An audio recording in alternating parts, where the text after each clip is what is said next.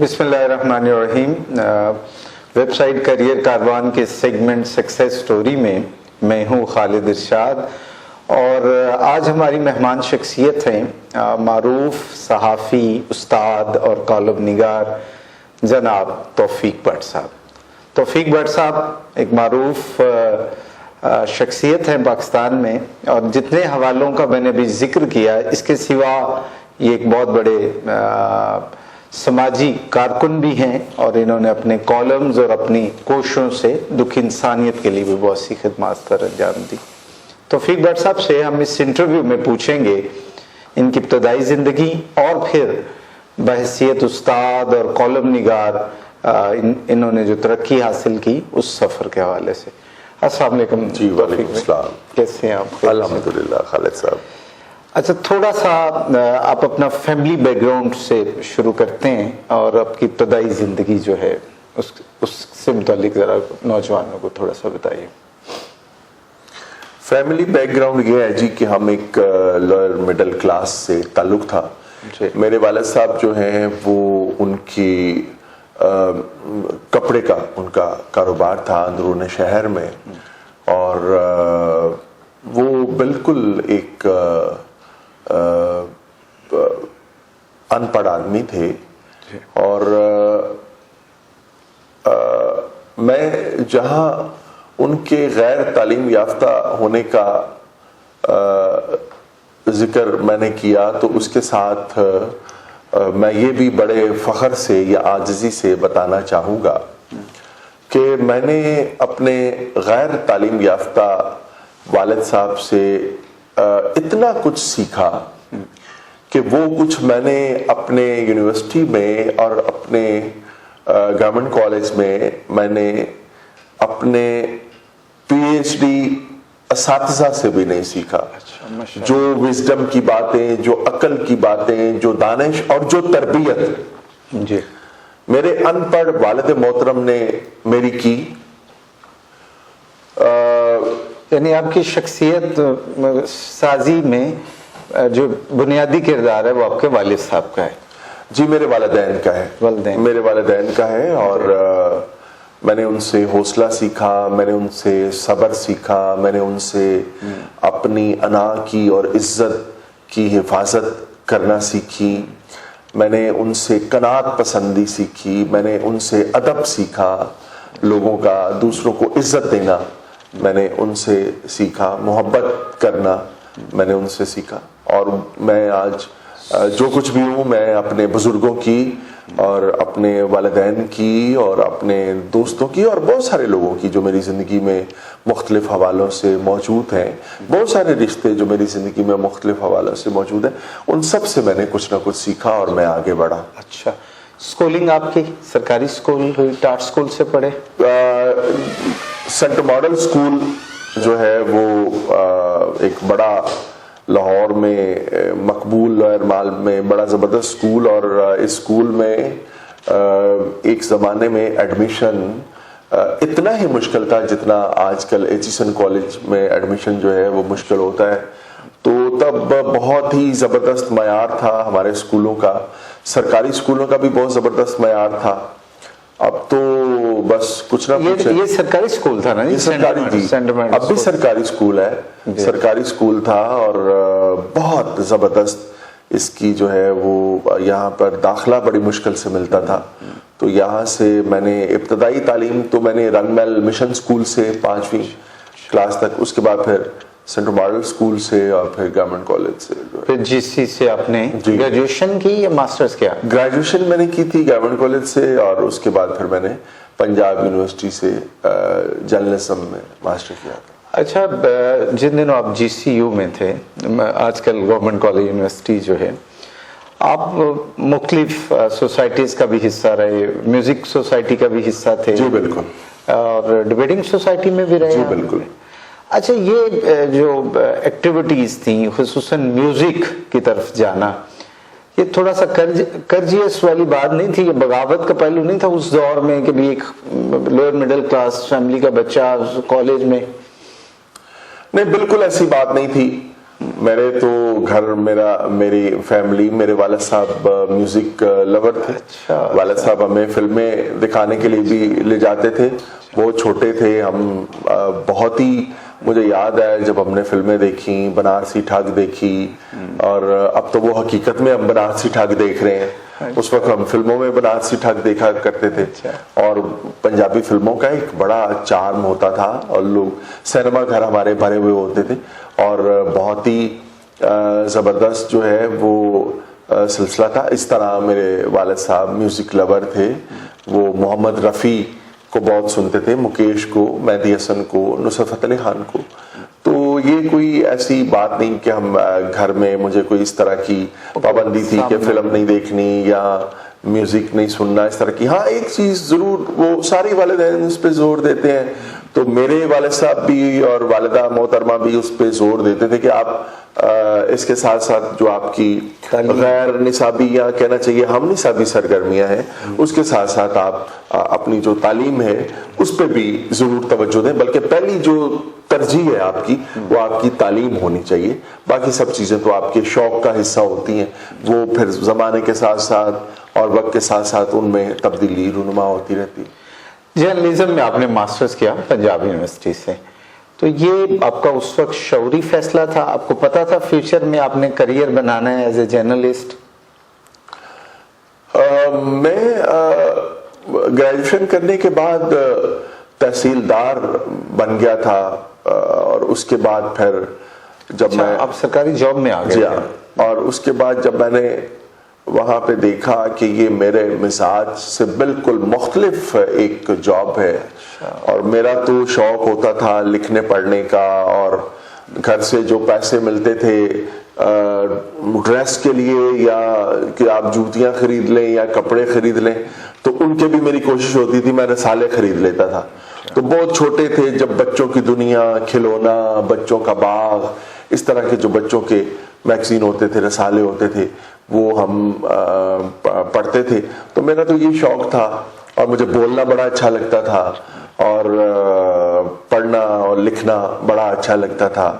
شاعری بھی کی اسٹوڈنٹ لائف میں, کالج کے زمانے میں تو بہت کی, باقی چیزیں بھی, فقاہیہ غالباً لکھتے, فقاہیہ بھی لکھا, باقی بھی لکھی, پنجابی میں بھی غزلیں نظمیں بہت ساری جو ہیں وہ میں نے لکھی. تو وہ میرے مزاج کے مطابق نہیں تھی, تو پھر 1 سال کا گیپ آ گیا اس میں جاب کی, پھر وہ جاب چھوڑ دی. بلکہ اس میں جب میں نے جاب تحصیلداری کی چھوڑی تھی تو دلدار پرویز بھٹی صاحب نے ایک کالم بھی لکھا تھا, تحصیلداری سے لیکچراری تک, جب میں لیکچرر بنا تھا. اس میں پہلی پوسٹنگ میری ایف سی کالج میں ہوئی تھی.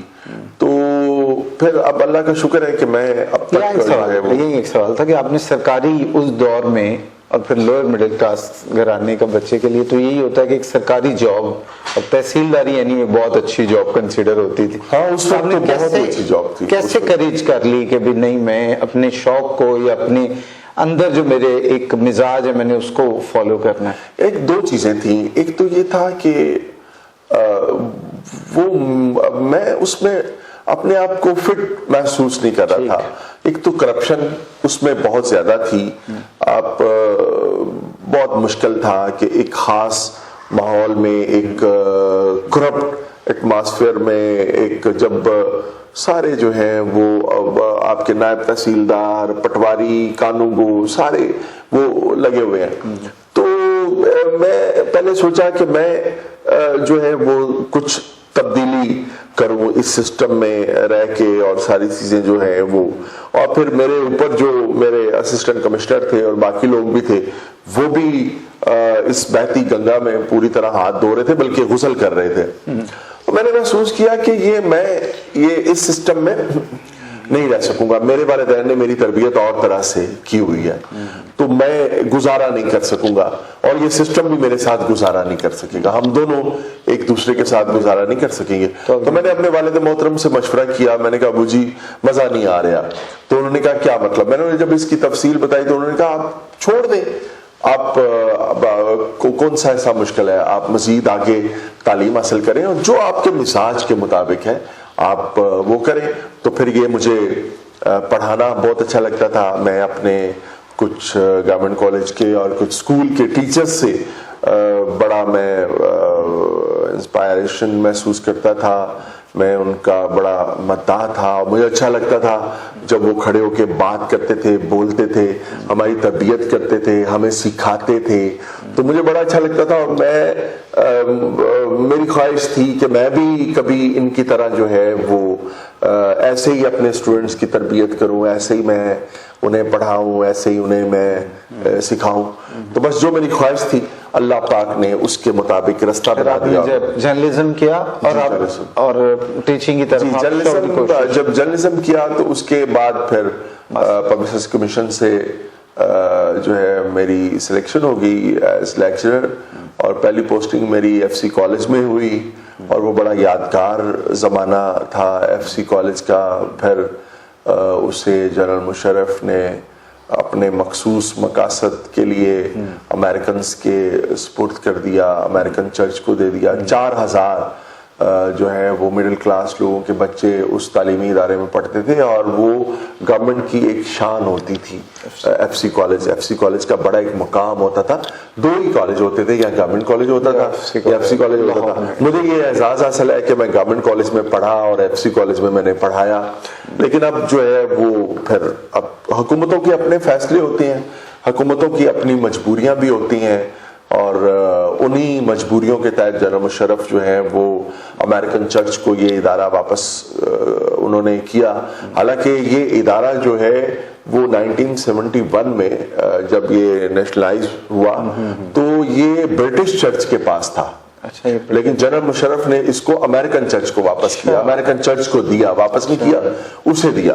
تو جو برٹش چرچ تھا وہ کورٹ میں چلا گیا کہ جی یہ ادارہ گورنمنٹ نے لیا تو ہم سے تھا, واپس بھی ہمیں کرتے. بہرحال وہ بھی ایک عجب داستان ہے. تو بس ایف سی کالج کے بعد پھر جو ہے اب میں آج کل گورنمنٹ کالج میں. یہ تو آپ کا پڑھانے والا ہوا سلسلہ ہوا, اور یہاں تک آپ کی سٹوری میں ایک بات طے ہوئی کہ جو آپ کے اندر لگن ہے یا جو صلاحیت ہے, جب آپ اسی لائن پہ رہتے ہیں تو زیادہ ترقی کر جاتے ہیں میرے خیال. اور آپ نے ایک تنظیم بنائی تھی ہم سخن ساتھی. اچھا, اس کے پیچھے کیا موٹیویشن تھا, اور وہ بھی آپ کا ایک بہت بڑا ایک سنگ میل ہے اور بڑی کنٹریبیوشن ہے, ذرا اس کی تفصیل بتائیے گا. تنظیم بنانے کی تحریک یوں ہوئی کہ ہم گورنمنٹ کالج میں پڑھتے تھے تو وہاں پہ میں مجلس اقبال کا پریزیڈنٹ تھا اور پنجابی مجلس کا میں پریزیڈنٹ تھا. تو ہم جب بھی وہاں پہ کوئی فنکشن کروانا چاہتے تو ہم وہاں اپنی پسندیدہ ادبی شخصیات کو بلانا چاہتے تھے. تو وہاں پہ رکاوٹیں بڑی تھیں. ہمارے جو وہاں پہ گورنمنٹ کالج میں جو علم و ادب سے, خاص طور پہ ادب سے وابستہ جو لوگ تھے, ان میں گروپنگ تھی. مثلاً مجھے یہ تحریک اس طرح سے پیدا ہوئی کہ میں وہاں پر مجلس اقبال کے زیر اہتمام ایک مشاعرے میں احمد ندیم قاسمی صاحب کو بلانا چاہتا تھا. تو وہاں پہ ہمارے اردو ڈپارٹمنٹ میں ہمارے جو بعض ٹیچرز جو تھے وہ قاسمی صاحب کو کسی حوالے سے پسند نہیں کرتے تھے. تو انہوں نے کہا کہ نہیں, آپ قاسمی صاحب کو نہیں بلا سکتے. اسی طرح جب ہم جو میوزک سوسائٹی ہے وہاں پہ ہم کسی کو بلانا چاہتے تھے تو وہاں پہ بھی رکاوٹیں پیدا ہو جاتی تھی. کچھ پرنسپل صاحب کہتے تھے کہ نہیں, آپ ان کو بلا سکتے ہیں, ان کو نہیں بلا سکتے. تو تب میں نے یہ سوچا کہ ایک ایسی تنظیم ہونی چاہیے گورنمنٹ کالج سے باہر کہ جہاں پہ ہم آزادی سے اپنے پسندیدہ لوگوں کو بلا سکیں اور انہیں سن سکیں. تو بشرا رحمان صاحبہ جو ہیں, ان کا جو بیٹا بشر عبد الرحمان وہ ہمارے ساتھ تھا گورنمنٹ کالج میں. تو اس نسبت سے ہماری بشرا رحمان صاحبہ سے ملاقات ہوئی. گارڈن ٹاؤن ہم ان کے گھر میں گئے. انہوں نے بڑی شفقت کا مظاہرہ کیا اور ہم نے انہیں بتایا کہ اس طرح ہم کرنا چاہتے ہیں. تو انہوں نے پھر کہا کہ اچھا ٹھیک ہے, ہم مل کے اس کا نام سوچتے ہیں. تو یہ جو ہم سخن ساتھی ہے, یہ نام بشرا رحمان صاحبہ نے تجویز کیا تھا اور ان کی ہمیں سرپرستی بھی حاصل رہی. تو پھر اس پلیٹ فارم سے ہم نے بڑی بڑی تقریبات کی جہاں پہ ہم نے اپنے پسندیدہ جو مختلف شعبوں میں ہمارے پسندیدہ لوگ تھے، ایون پالیٹکس میں بھی جو ہمارے پسندیدہ لوگ تھے. مثلا پالیٹکس میں ہمارے سب سے پسندیدہ شخصیت ملک معراج خالد تھے. تو میرا خیال ہے ہم سخن ساتھی کی ایک زمانے میں شاید ہی کوئی تقریب ایسی ہوتی تھی جس میں ملک معراج خالد شریک نہیں ہوتے تھے. تو پھر ہم نے وہاں پہ اپنے پسندیدہ لوگوں کو بلایا، ان سے رہنمائی حاصل کی، اور آج جو کچھ بھی کتنے پروگرام ہوئے، کیونکہ میں ذاتی طور پہ آلموسٹ تمام پروگراموں میں موجود رہا، دیکھا لاہور، اس دور کے لاہور میں جو علم و ادب، ثقافت اور سیاست کی جو روایات تھیں اس کو زندہ رکھا آپ اور آپ کی تنظیم نے. تو وہ کتنے پروگرام کیے ہوں گے؟ اب تو مجھے یاد نہیں ہے، کوئی سینکڑوں کے حساب سے پروگرام ہے. اور اتنے، یعنی میں آپ کو بتاؤں، جب میں آپ کو بتاتا ہوں کہ فیملی میگزین کی، نوائبہ کا جو فیملی میگزین ہے، اس کی پہلی جو اشاعت ہے، اس میگزین کا جو پہلا شمارہ ہے، وہاں پہ سید ضمیر جعفری جو ہیں ہمارے بہت ہی مقبول، ہمارے دانشور شاعر مرحوم، اللہ پاک انہیں اپنے جوار رحمت میں خاص مقام عطا فرمائے، انہوں نے وہ فیملی میگزین میں کالم لکھا کرتے تھے. کالم کا عنوان تھا ضمیر حاضر ضمیر غائب. تو پہلا جو شمارہ ہے فیملی میگزین کا، اس میں انہوں نے کالم لکھا توفیقات کے عنوان سے، اور انہوں نے اس میں لکھا، اس کالم میں، وہ شمارہ آج بھی میرے پاس محفوظ ہے، انہوں نے لکھا کہ مجھے لگتا ہے کہ اس ملک میں صرف 3 قوتیں زندہ رہ جائیں گی، ایک نواز شریف کی مسلم لیگ، ایک پیپلز پارٹی بے نظیر کی پیپلز پارٹی، اور ایک توفیق بٹ کی ہم سخن ساتھی. یہ انہوں نے اس زمانے میں لکھا. اس کی مقبولیت کے حوالے سے وہ بات کر رہے تھے کہ یہ 3 مقبول قوتیں. تو ان دنوں میں ادارہ ہم سخن ساتھی کا بہت ہی نام اور مقام تھا، اور ہم نے بڑا کام کیا اس میں. میں یہ پوچھنا چاہ رہا ہوں کہ یہ ایک ذوق تھا آپ کو، شوق تھا کہ ادارہ ہم سخن ساتھی کو لے کے آگے بڑھنے، اس کو جو اتنی زیادہ کامیابی حاصل ہوئی، اس کی بنیادی وجہ کیا، اس کے پیچھے کیا، اگر آپ لائنر میں کہیں؟ دیکھیں، کوئی بھی کسی بھی شعبے میں انسان، جی، اور وہ پوری دنیا کا انسان، میں صرف مسلمان کی بات نہیں کرتا یا ہم پاکستانیوں کی بات کریں، کیونکہ کوئی اللہ آپ دیکھیں، میں کبھی کبھی سوچتا ہوں کہ اللہ واقعی بہت عظیم، کریم، رحیم، رحمان ہے. اللہ کتنا بڑا ہے. اللہ کہتا ہے، اللہ نے یہ نہیں کہا کہ میں رب المسلمین ہوں، اللہ نے فرمایا میں رب العالمین ہوں. جو اسے مانتے ہیں اللہ ان کا بھی رب ہے، جو نہیں مانتے ان کا بھی رب.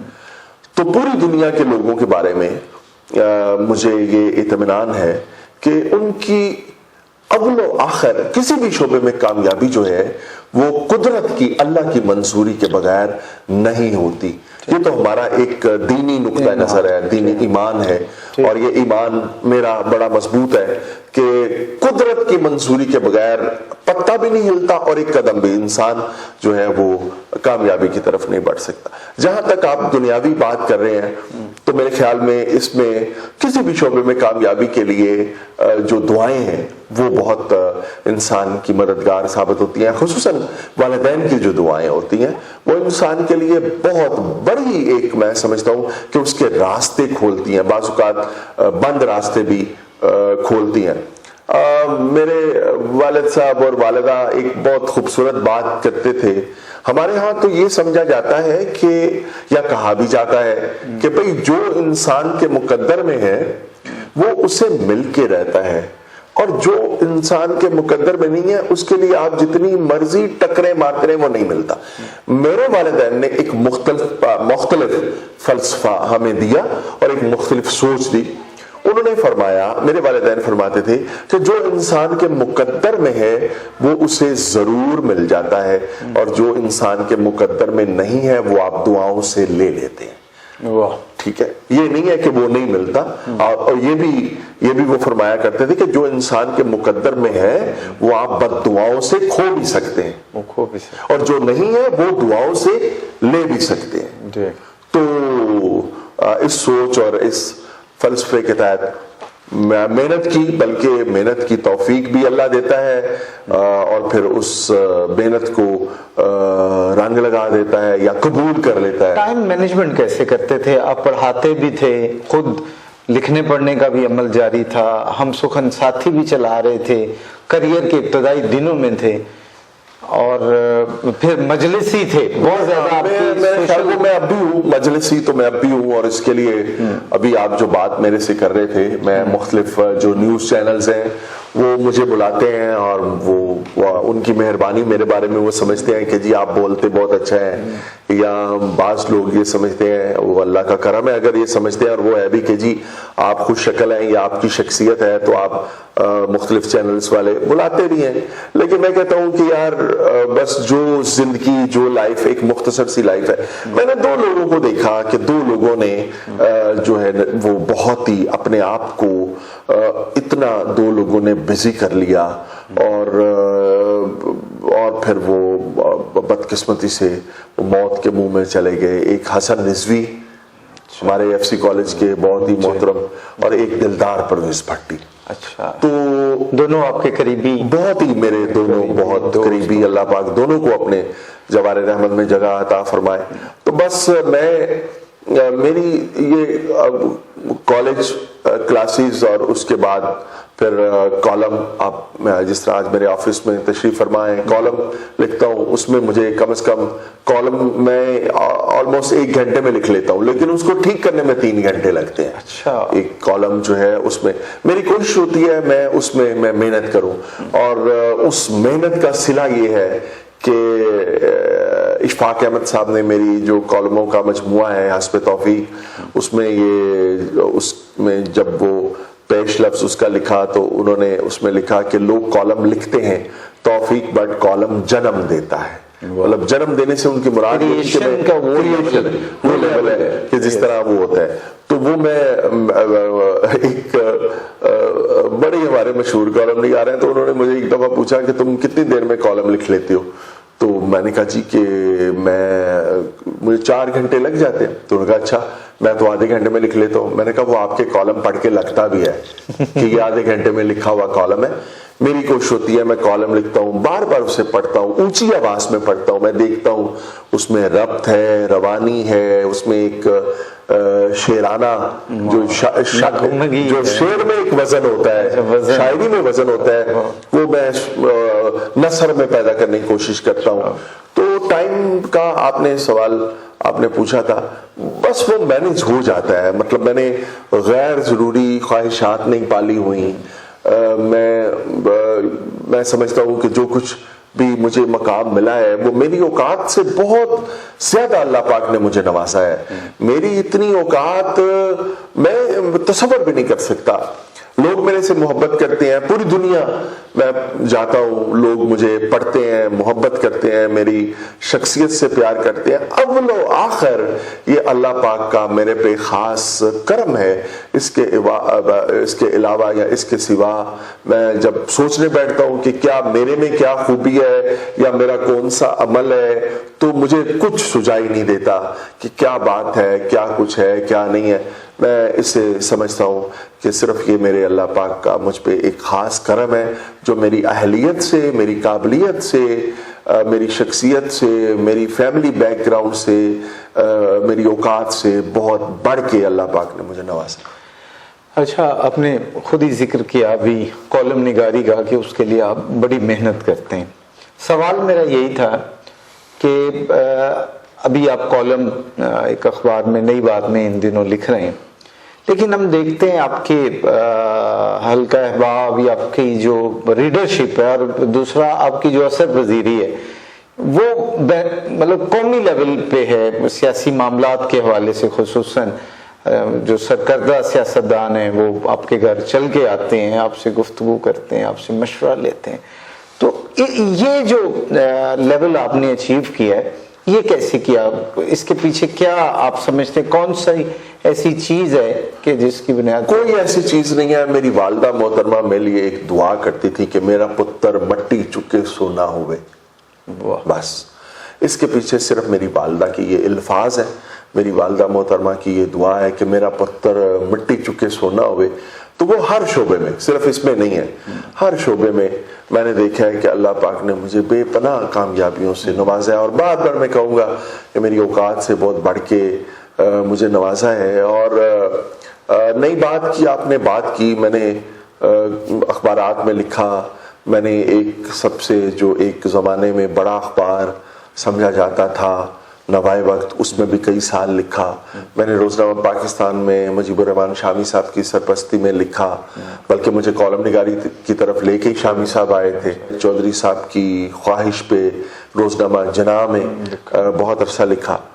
لیکن بلا مبالغہ میں آپ کو یہ بتاؤں کہ نئی بات سے مسلسل وابستہ, ابھی کچھ نئے اخبارات آئے ہیں, انہوں نے مجھے بڑی کوشش کی, بہت ہی کوشش کی. میرے کچھ ایسے بزرگ تھے جنہیں میں نہ نہیں کر سکتا تھا, لیکن میں نے ان سے بھی میں نے ہاتھ جوڑ کے معذرت کی کہ میں یہاں پہ بہت کمفرٹیبل ہوں. میں یہ سمجھتا ہوں کہ لکھنے کی جتنی آزادی مجھے نئی بات میں ملی ہے اس سے پہلے کسی اخبار میں نہیں ملی. اور ان کے ساتھ میرا معاہدہ ہے ایک. چودھری عبد الرحمان صاحب وہاں پہ بہت ہی وہ کمال کے انسان ہے. ایک تو عزت دینے کے معاملے میں وہ عزت دے کے خوش ہوتے ہیں لوگوں کو, اور عطاء الرحمان صاحب ہیں وہ ہمارے بزرگ ہیں, ان سے کبھی کبھی تھوڑا بہت یہ اوپر نیچے ہو جاتا ہے کہ جی وہ کہتے ہیں کہ نہیں آپ اس جملے کو اس طرح کر لیں, میں کہتا ہوں کہ نہیں میں نے یہ لکھا ہے اگر میں اس طرح کروں گا تو میرے کالم کا سارا ربط خراب ہو جائے گا. لیکن کبھی کبھار ایسا ہوتا ہے, وہ ایڈیٹر ہے ظاہر ہے, اور وہ زیادہ ہم سے بہتر جاننے والوں میں, اور ان کا ایک لکھنے کا بہت تجربہ ہے, وہ بہت ایک سنجیدہ شخصیت کے مالک ہے. تو میں ان سے رہنمائی بھی لیتا ہوں, اور میں سمجھتا بھی ہوں کہ یہ چیز جو ہے وہ بالکل ٹھیک کہہ رہے ہیں, لیکن میرا اپنا جو اس میں پھر بعض چیزوں میں ہوتا ہے. لیکن بہت کم ایسے ہوا. نئی بات میں شاید یہ مجھے 5 سال ہونے کو ہے, شاید 1 یا 2 بار ہوا ہوگا کہ جب مجھے عطاء الرحمان صاحب نے گائیڈ کیا کہ آپ کو یہ جملہ اس طرح سے لکھنا چاہیے. تو میں یہاں پہ بہت کمفرٹیبل ہوں, اور اس وجہ سے کمفرٹیبل ہوں کہ یہاں پہ ایک تو عزت بہت ملتی ہے, اور دوسرا یہاں پہ میں جو لکھتا ہوں وہ چھپتا ہے الحمدللہ. ماشاءاللہ.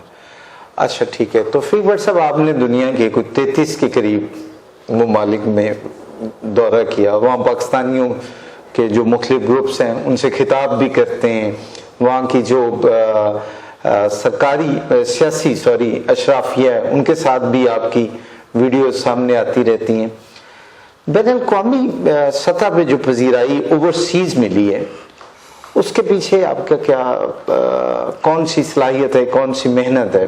کوئی, میں آپ کو بار بار ایک بات عرض کر رہا ہوں, یہ میں کوئی عاجزی سے نہیں کہہ رہا, یہ حقیقت ہے کہ وہ میری والدہ محترمہ کا جملہ ہے کہ میرا پتر مٹی چکے سونا ہوئے. یہ پوری دنیا میں جو پذیرائی ہے جو نوجوان وہ اسی میں سمجھتا ہوں کہ وہ اس کا راز یہی ہے کہ وہ میری والدہ کی دعائیں جو ہیں, یعنی آپ کو جو نوجوان ابھی آپ کا انٹرویو سن رہے ہیں ان کے لیے ایک بات تو جو آپ کی اس میں نصیحت ہے کہ آپ انسان اپنے والدین کو راضی رکھے تو اس سے بھی اللہ تعالیٰ بہت ساری راہیں کھولتا ہے. بالکل, یہ اللہ پاک کا حکم ہے کہ انسان اپنے والدین کو راضی رکھے, ان کی خدمت کرے, ان کا ادب کرے, ان کی خواہشات کا خیال رکھے, اور پھر اس کے ساتھ ساتھ آپ لوگوں کی عزت کریں, آپ لوگوں کے لیے برا مت سوچیں. مجھے لوگ کہتے ہیں کہ میرے اسٹوڈنٹس ملتے ہیں پوری دنیا میں, مجھے کہتے ہیں سر آپ جس طرح 20 سال پہلے تھے ابھی بھی آپ 20 سال بعد بھی آپ میں کوئی تبدیلی نہیں آئی, تو اس کی وجہ کیا ہے؟ میں نے کہا میں لوگوں کے لیے برا نہیں سوچتا. جب آپ لوگوں کے لیے بدنیتی کریں گے, جب آپ لوگوں کے لیے برا سوچیں گے, آپ کی صحت بھی متاثر ہوگی. وہ برا ہو ہی نہیں سکتا, اگر قدرت نہیں چاہتی تو اس کا برا کیسے ہوگا؟ آپ جتنا مرضی برا سوچ لیں کسی کی, اگر قدرت اس کا برا نہیں چاہتی اس کے برا ہونے کا کوئی تصور نہیں ہو سکتا. آپ لوگوں کے لیے نیت اچھی رکھیں, اپنی ہمت اوقات کے مطابق آپ لوگوں کی خدمت کرتے رہیں, اپنی ہمت کے مطابق لوگوں کے ساتھ آپ اچھا سلوک کریں, اور بزرگوں کی دعائیں لیں, ان کی عزت کریں, والدین کی جو ہے وہ خدمت کریں. والدین کی خدمت کا حق کبھی ادا نہیں ہو سکتا, صرف انسان دان دلیا کر سکتا ہے. وہ خدمت اپنی طرف سے جس چیز کو وہ سمجھے گا کہ یہ میری خدمت کی انتہا ہے, وہ میرا خیال ہے کہ وہ بھی بس اس کا ایک دال دل ہی ہو سکتا ہے، وہ والدین کی خدمت کا حق ادا ہو ہی نہیں سکتا جس طرح اللہ پاک کا شکر آپ جتنی مرضی کوشش کر لیں اللہ پاک کا شکر نہیں ادا کر سکتے، آپ وہ حق ہی نہیں ادا کر سکتے جتنی نعمتوں سے اللہ پاک آپ کو نوازتا ہے، آپ شکر کے اس مقام کا تصور بھی نہیں کر سکتے، اس میں بھی آپ بس تھوڑا بہت دال دلیا کر لیتے ہیں۔ اسی طرح والدین کی خدمت کے حوالے سے بھی یہی ہے، اور میں سمجھتا ہوں لوگوں کے لیے اچھا سوچیں، والدین کی خدمت کریں، بزرگوں کی عزت کریں، اور جتنا ہو سکتا ہے لوگوں کے کام آئے تو اللہ آپ کے لیے بہت سے بند راستے کھول دیتا ہے۔ بہت شکریہ توفیق بٹ صاحب۔ توفیق بٹ صاحب کی کامیابیوں کی ایک لمبی کہانی ہے، اور انہوں نے ان تمام جو کامیابیاں ہیں، جو عزت، شہرت، دولت، خوشحالی اور اطمینان جو انہیں حاصل ہوا، اس کی بنیاد والدین کا احترام، پازیٹیو سوچ اور لوگوں کے کام آنا قرار دی ہے۔ آپ بھی ان اصولوں کو اپنائیے تو یقیناً زندگی میں کامیابی اور خوشحالی حاصل کر سکیں گے۔ مجھے دیجیے اجازت، اللہ حافظ۔